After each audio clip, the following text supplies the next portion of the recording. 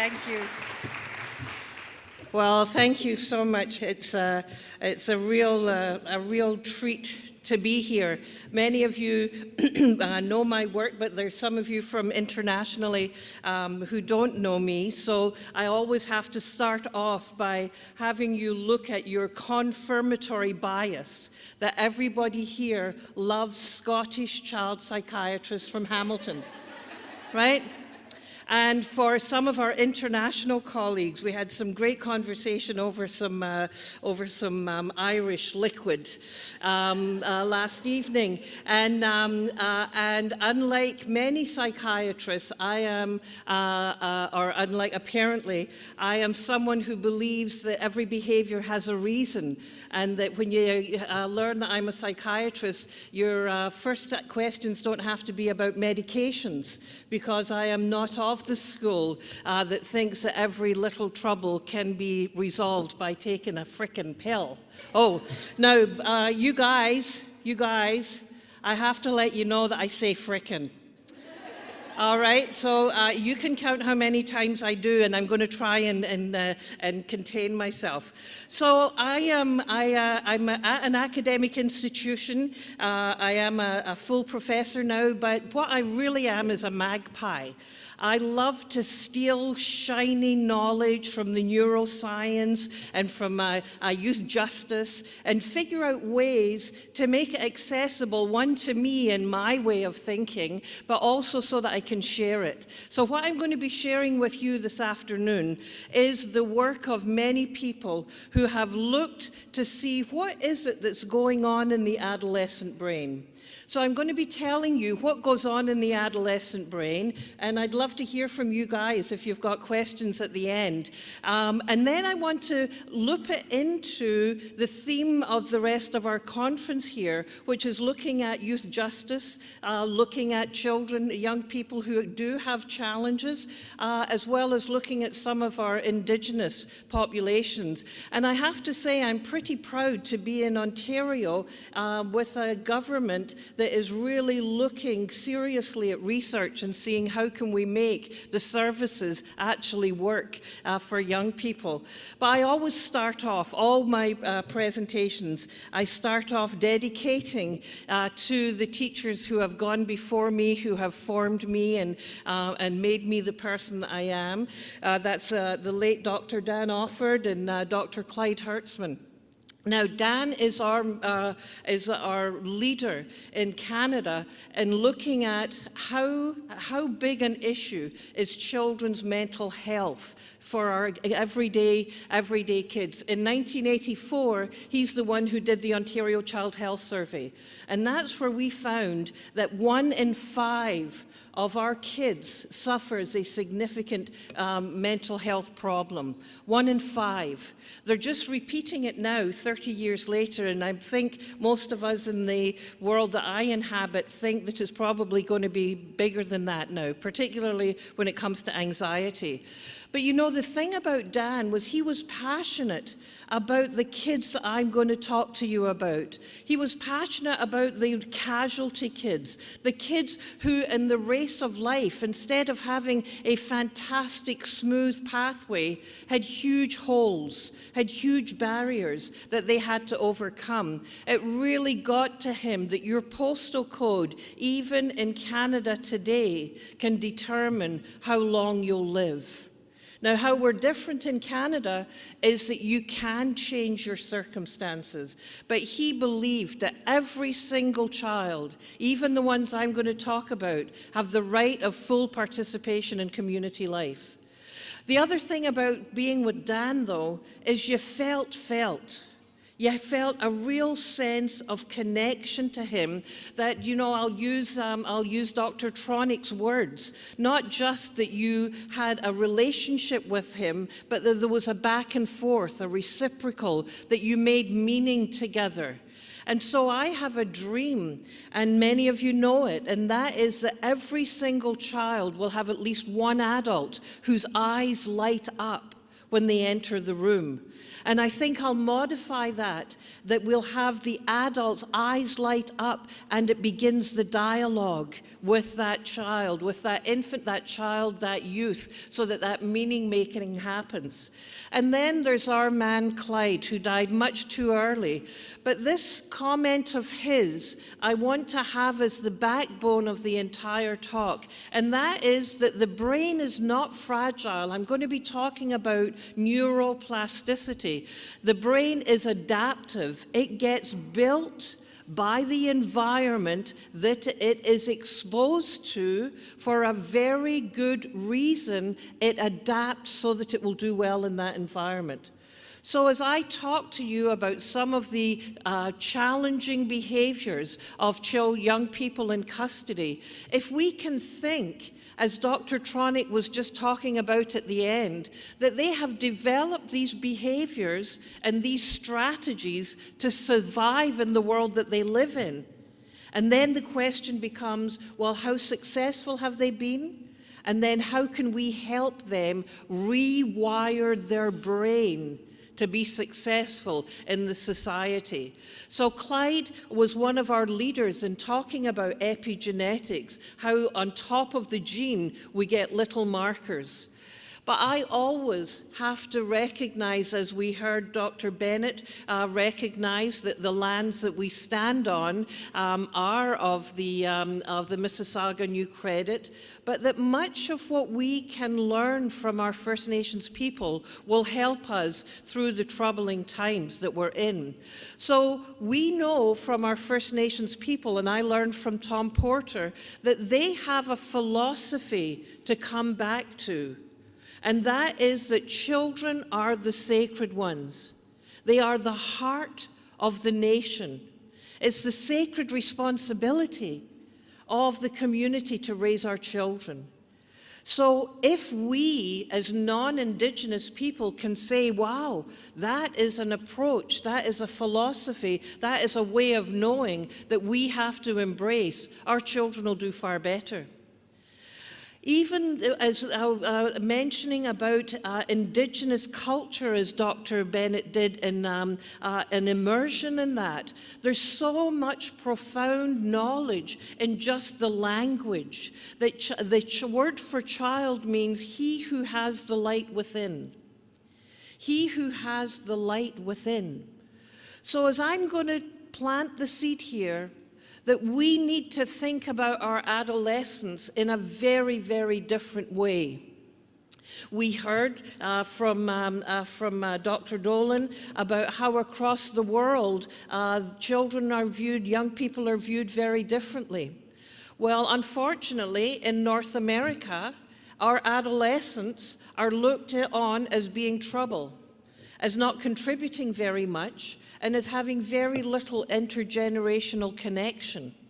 When you talk about adolescence, if I'm doing a talk on adolescence, the room becomes packed because people are so worried about this period of time. So I want to say, I would like, if there's one outcome from today's talk, it is that people approach adolescence with more empathy. That as I talk to you about the brain being under construction in the adolescent period, that we think that maybe some of the things that our young people do are not done to drive us crazy, but in fact because there is growth going on in the brain. And just as like we don't tell our little one who's learning how to walk, well, I showed you once. Come on, I showed you once. We have to give our adolescents more of our time, not less of our time. The other thing, though, we heard mentioned was the intergenerational transmission of trauma. Our First Nations people have believed that for a very long time, and that we have to be thinking about 7 generations and the decisions we make now. Well, when I first heard that, I thought, well, what does that mean, intergenerational transmission of trauma? Because, you know, I'm a scientist at heart. And how could an experience of a grandmother or a great-grandmother, how could it be passed down?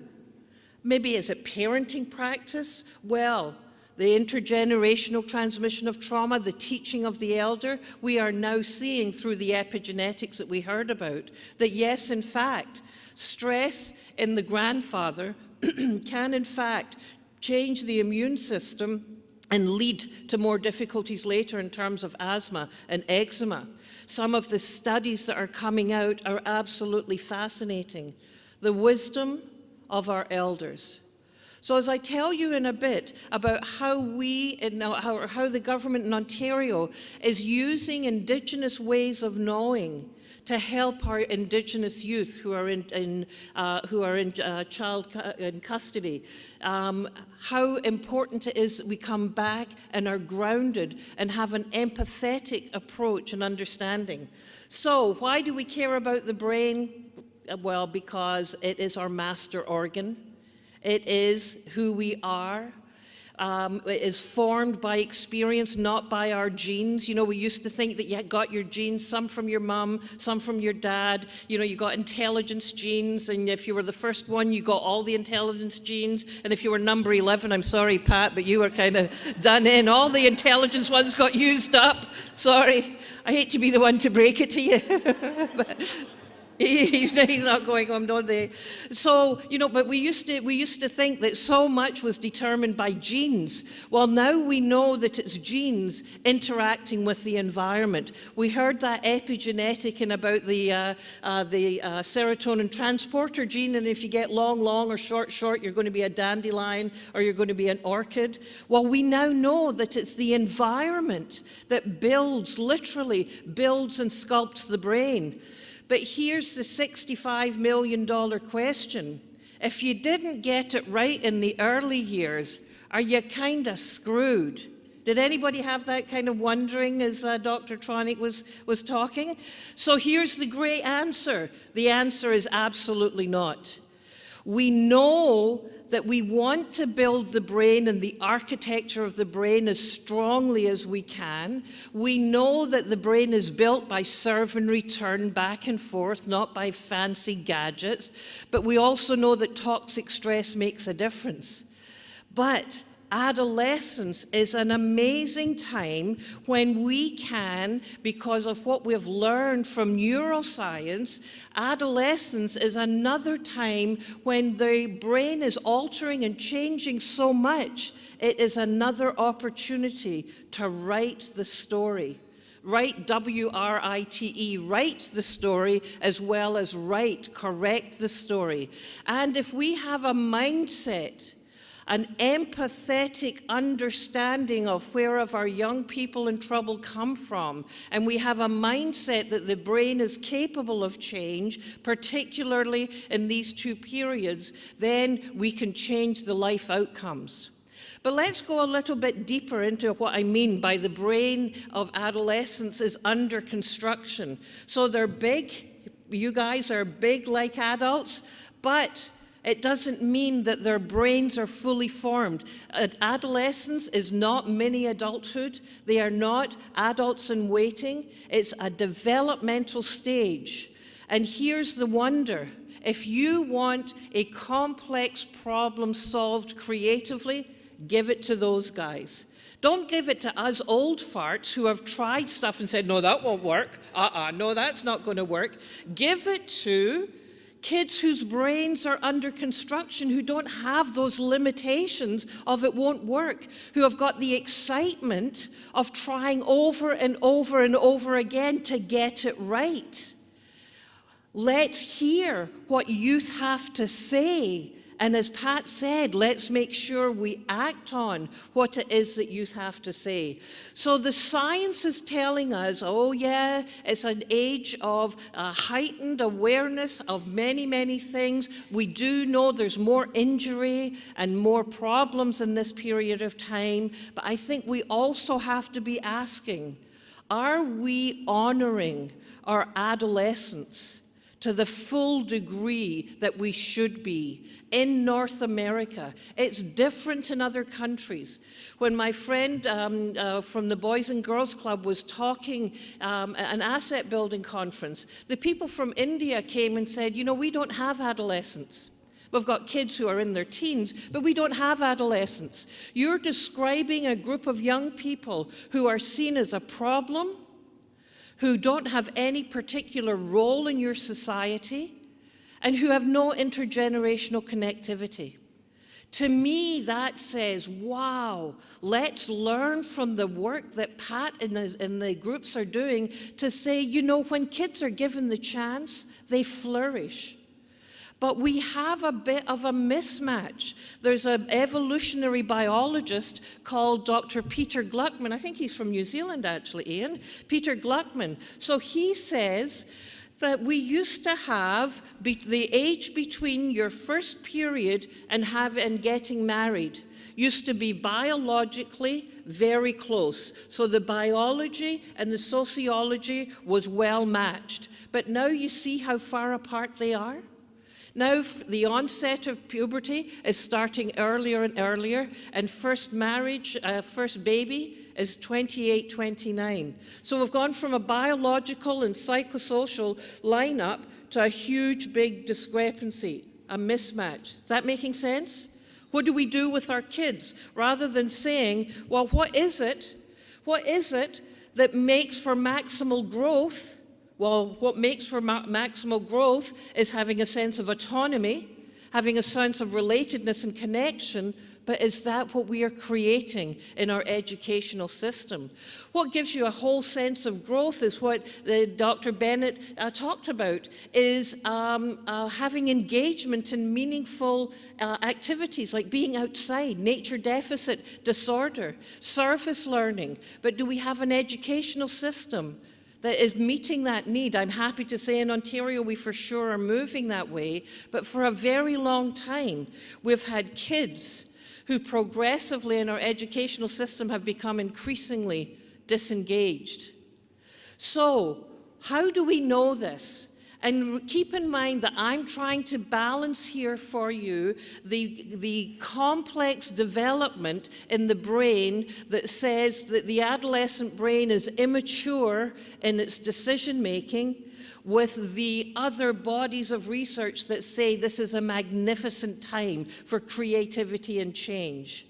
So the biology tells us, the blue of the brain here that you see is showing us that the brain is undergoing change. Now here's the big thing. We thought that because a baby's head by about 3 was adult size-ish, just about, that's why we don't deliver toddler brains, we deliver 1-year-old brains, right? You know, a 1-year-old, a 3-year-old, deliver, don't deliver, right? So we thought that because at 3 the brain that was the size of an adult brain just about, that there wasn't that much big change. Learning happened.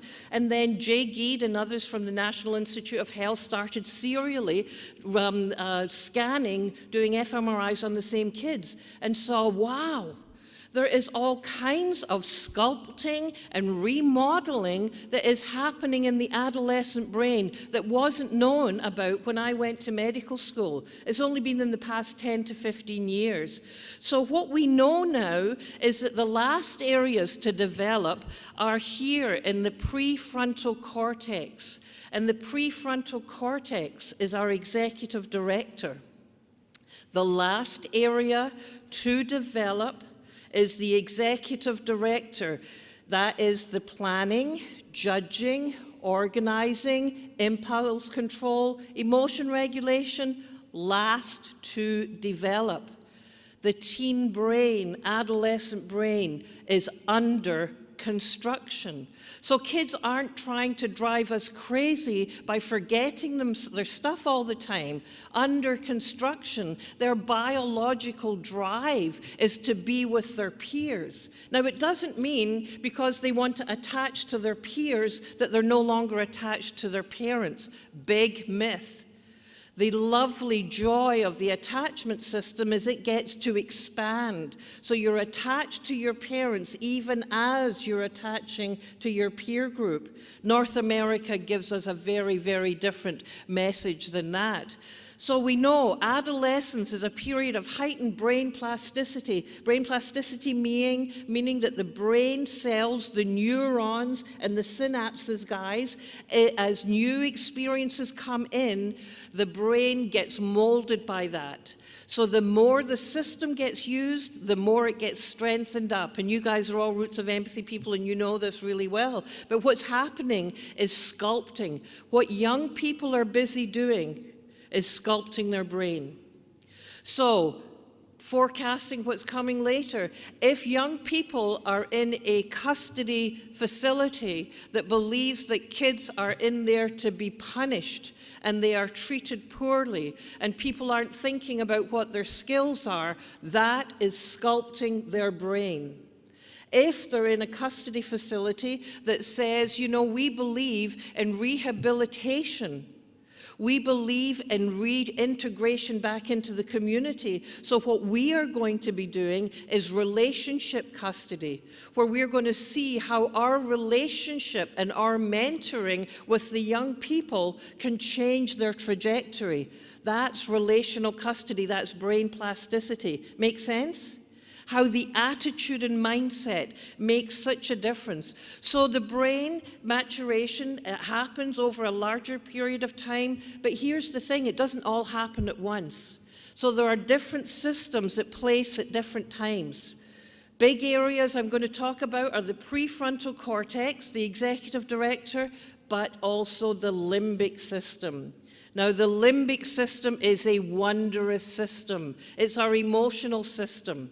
It's our, I want it now, I'm enjoying this, I want it, I'm enjoying this. That didn't work out so well. Oh, but I still want it, I still want to go for it. So, when we look at a picture, like, let me just get this picture here. When we look at a picture of a kid doing something like this, we as adults say, uh-oh, does he know that this is dangerous?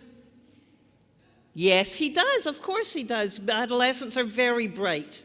They're just as smart as we are. Does he know that it's dangerous? Yes, he does.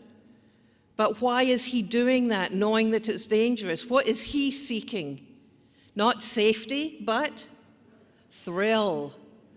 Right? So the hyper-rationalization going on in adolescence is thought to be attributable to the dopamine, the reward systems that are in their brain. So they have incentives, the brain, the way the brain is working, they've got incentives to go after thrills. We have dull incentives to stay safe.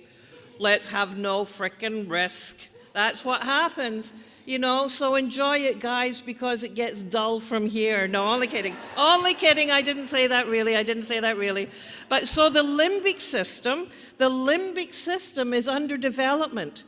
That's the dopamine that's deep within the brain. So we've got the experience of bigger highs and lower lows. This is natural development. They're especially sensitive to emotional cues. You show an adolescent, on average, this is the work of Dr. Yergel and Todd, you show an adolescent a picture like this, and what they see, well, what do we see as adults mainly? What emotion do we see? Fear, right? So she showed a bunch of adolescents this picture, and they said, oh, she looks surprised, she looks angry, she looks annoyed. And she went, wow, that's pretty interesting. Let's show them some more faces. And what she found was that the processing of emotion is under construction in the adolescent brain. And that, in fact, where emotion is being processed very often is in the amygdala. That fight, flight, or freeze, and those areas of the brain that are responsible for quick judgments, being safe, being on guard. So what does that mean? Well, one of the things that it means is that more emotion, there's a bit of a communication gap. There's more emotion being read than we think we're emitting. Any of you had your kids say to you, why are you yelling so much? And you want to say, you want to talk about yelling? You ain't heard nothing yet, right? So picking up more emotion. Now, does that mean that we have to go around with Botox-like faces? You know, like, not at all. But we have to be aware that the processing that's going on is very different. So the prefrontal cortex is under construction. So here you've got this fast car. I want thrills, I want sensations, and that's driving when you don't have the brake of the prefrontal cortex. I was once driving to Toronto to give a talk on the adolescent brain to the YMCA, and it's stop and go. I'm in Hamilton, which is about an hour from, well, it's an hour from here unless you're in usual daytime, and it's 6 hours by car. But it was stop and go, stop and go, stop and go, and then we've got a big period of time driving, and then to stop and go, and I look in my rearview mirror, and I can just see on the face of the young person behind me that they've put their foot on the accelerator, not the brake. So boom, smuck right into me, right? So I get out of the car, and what's the first thing I think? Under construction. Under construction, with perhaps a few F-bombs involved as well. But what's this guy worried about? The first thing he's worried about is what? My mother's going to kill me, right? No, your mother's going to be so happy that you're not dead. But, so, what we see then is a drive for thrill without the brain of the stop, plan, and think about it. Okay, so the brain is also very much a social brain. And here we have an example of the social brain. Now, I usually just show this picture, but I hung out last night with Dr. Lammy, who's this sports guy. So the background of this picture, if I've got it right, is this is Michael Owen, who played for Liverpool, and he's just missed an amazing shot. So here we go. The mirror system goes. Everybody puts their hand on their head, unless, of course, they've all gone to the class that says, when Michael Owen misses a goal, this is what you do, right? And they practice for 10 minutes beforehand, right?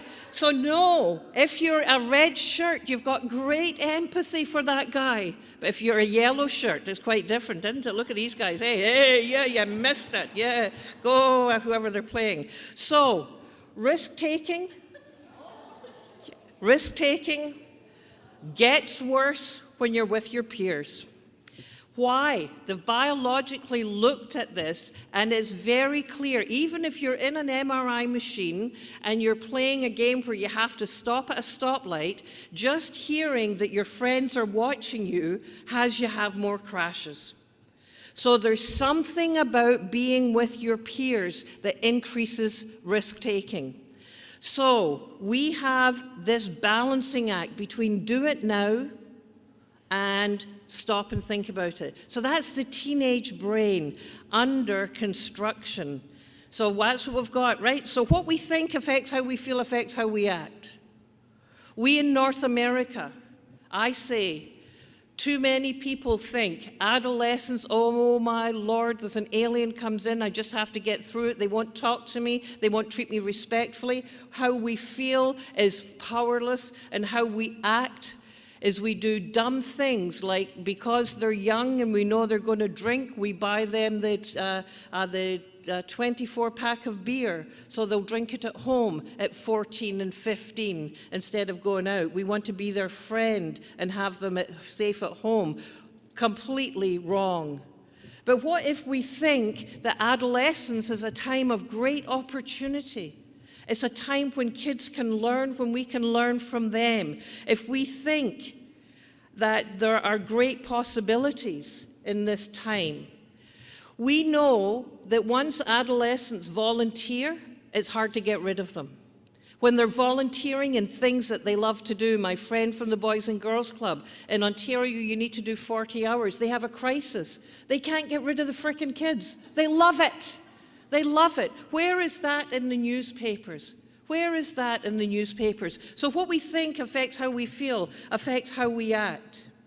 Now let's shift gears a bit now, because I would like that empathic response that I'm hoping that we see more in this revolution for our adolescents is also applicable to our most vulnerable, to our most vulnerable adolescents who end up, because of many things that happened in their past over which they had no control, have ended up without the skills or without the brain development in the ways I've been talking about it, and end up in custody. Or they end up in child welfare and then end up in custody. So in Ontario, I'm very happy to be sharing the work of three women as part of a team, Trish and Donna and Lauren, if you just want to shake your hands out there. So the Ministry of Children and Youth Services in Ontario, in 2003, the Youth Criminal Justice Act got changed. It went from the Young Offenders Act to the Youth Criminal Justice Act. And it said that you need to be thinking about adolescence as a different, well, this is what I read in it, a different developmental stage, and that we have to be thinking about reintegration and rehabilitation. So the ministry changed dramatically over the decade. They moved it, and then they became part of the Ministry of Children and Youth Services. So when the YCJA first came in, all the options were custody or probation. They invested $29 million based on research and said, how are we going to do this differently? One, because it wasn't working, and two, because it did not make any sense. When you lock kids up, they do worse. They just become better criminals. They have to come back over and over again. So what they moved to was a spectrum of services. Let's keep kids out of jail. Let's have them engaged in activities in the community where they can do some good and develop the skills that they never had.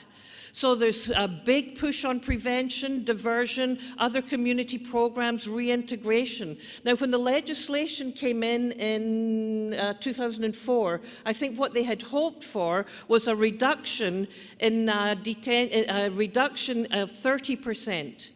And now there's a reduction in 80%. In detention itself, there's been a massive reduction. So they've gone to that very limited view to a whole spectrum where there are more than 400 evidence-informed programs, there are 200 community partnerships, and there's 60 custody and detention. So in Ontario, almost 9 out of every 10 youth are served and receiving community-based programming.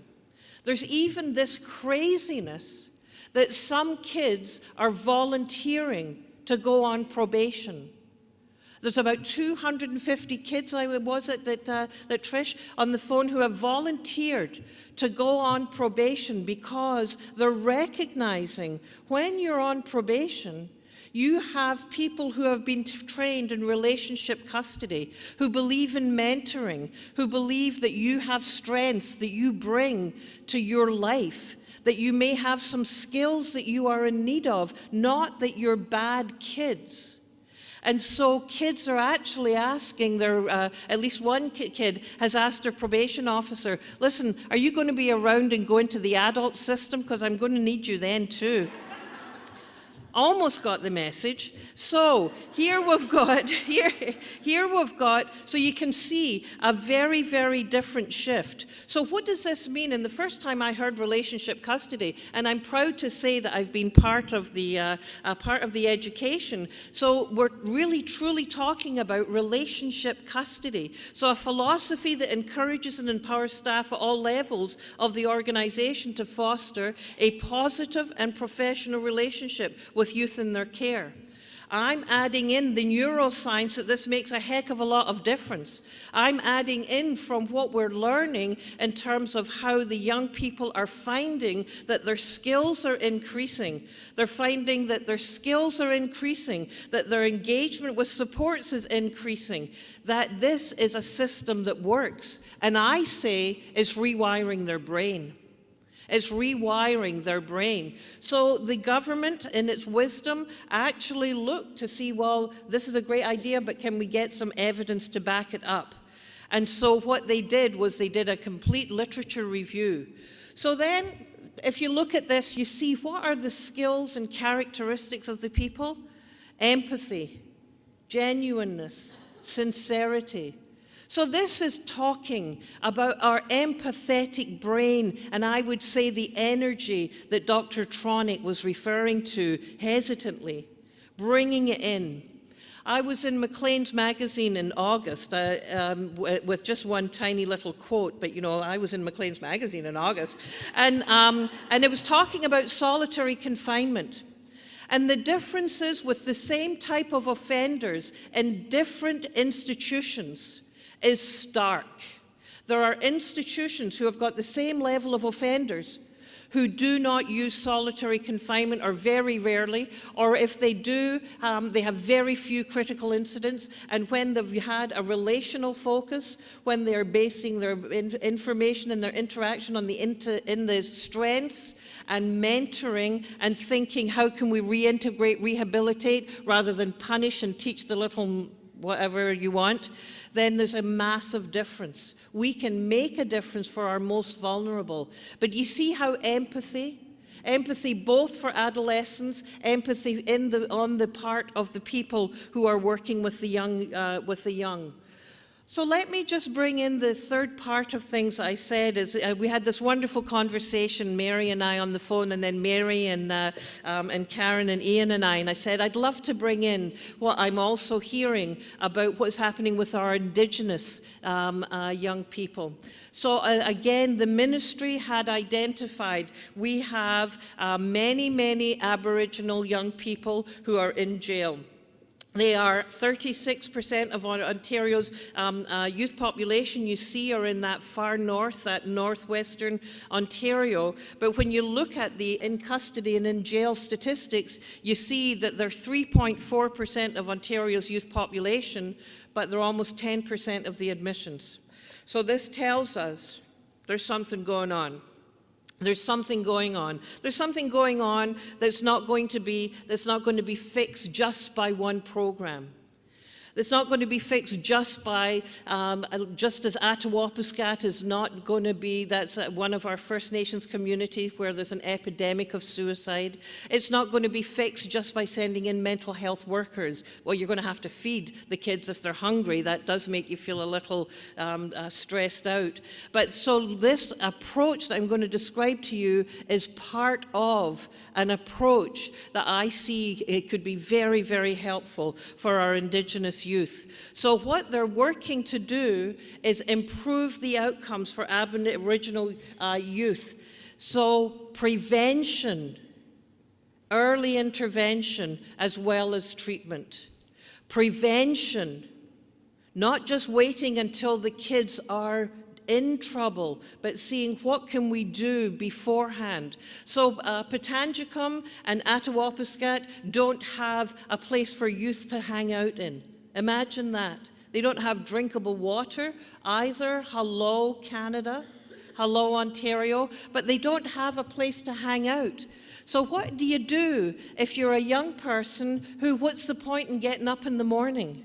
You're not going to get up in the morning and be excited about your life if there's nowhere for you to go and the highlight is sniffing glue.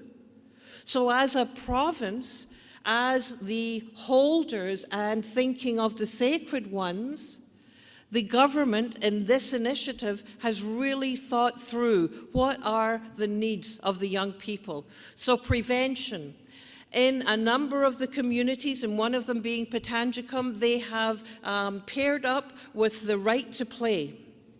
And a whole group of professional lacrosse players went in, had a bunch of the kids join up and learn all about lacrosse. Not only that, but they got some dollars from some patch together from some construction company and said, you guys, the dock doesn't work. How about we have a summer employment program. They hired 25 different kids to build the dock, to build playground equipment. And what the ministry said was, we will deal with the crap of government And you, as the community, make it happen. Because, you know, this is our Ministry of Children and Youth Services. Some of these dollars have to come from this guy, and this one has to come from this guy, and this one has to come from this guy. And the guys, Joanne Miller and Daryl Sturtevant, the ADM, said, we're going to deal with the crap.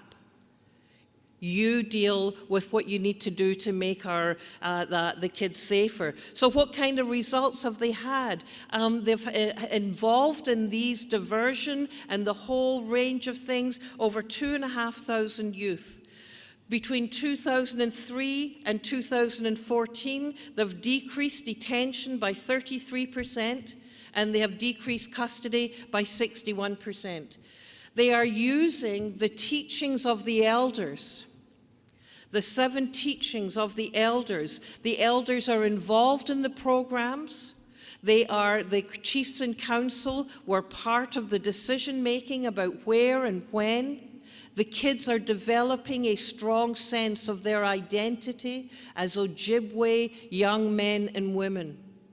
Their brains are being very different, biologically wired, in ways that are showing amazing effect. So culturally informed ways. They have centers which are in where the kids are. They have youth centers as well as they have treatment centers that are completely embedded and infused with First Nations teachings, which has to do with traditional healing, reparation, connecting with the elders, as well as traditional teachings. So these are very exciting things to be learning about. We'll hear more about what's happening in some of the other countries from Scotland and New Zealand. But I think it's important for us to know that when we deal with our young people through the lens of empathy, when we help them make meaning of their life in different mentorships and relationships, then hugely different outcomes can happen. Our Cree people say that our elders have lots to teach us. And when we see teachers, the elders talking, one of the famous stories is, you know, life is hard. The elder is talking, saying, life is really hard. We've got a battle going on in us all the time. There's good in us and there's bad in us. There's evil in us and there's love in us. And the elder is talking to the kids and he says, you know, it's like we've got 2 wolves battling. And one of the little ones up front says, well, grandfather, tell me which one wins. And he says it depends which one you feed the most. I'm hoping that I've given you some materials here that you can think of our adolescents with more empathy, that you can think about some of the things that are happening for our most distressed and deserving young people, and hope that what we're feeding them comes from that empathic heart that beats in all of us if we only let it free. So I'm going to say thank you, guys. You've been amazingly attentive, and I'm going to stop and we have time for questions. And I'm not in trouble. Yes. Okay. Thank you.